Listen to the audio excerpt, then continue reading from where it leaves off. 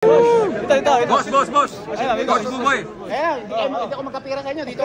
Coach Buboy.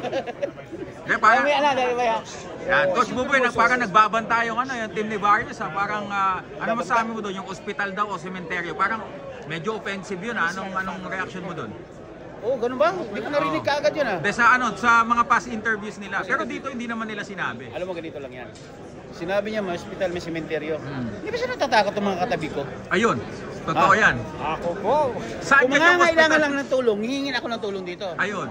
Kung mga kailangan sila, kung sabihin nila, hospital o sementeryo, siguro naman, mahirap ang salita nila. Isa lang pa sasabihin ko. Iba ang sasagupain nila sa July 19 na laban. Sabi nga nila, all of war.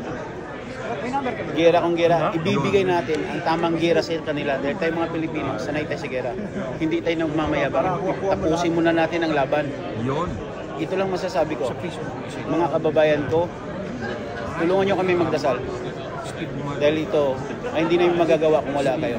Tulungan nyo kami magdasal, mabigyan pa ng mas malakas ang ating pambansang kamaunan sa sinapan. At pinapangako ko sa inyo, ibang Manny Pacquiao ang ihaharap ko sa inyo sa Sabado. Uuwi tayo ng Pilipinas na dala ang corona. Yun! Abangan ninyo.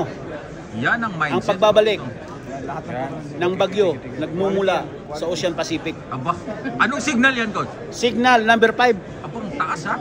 Salamat, Coach ha. Salamat. Thank you. Any other questions? You good? Kaya na, dudugo na ilong natin dyan. Silver. Gano'n ka lang.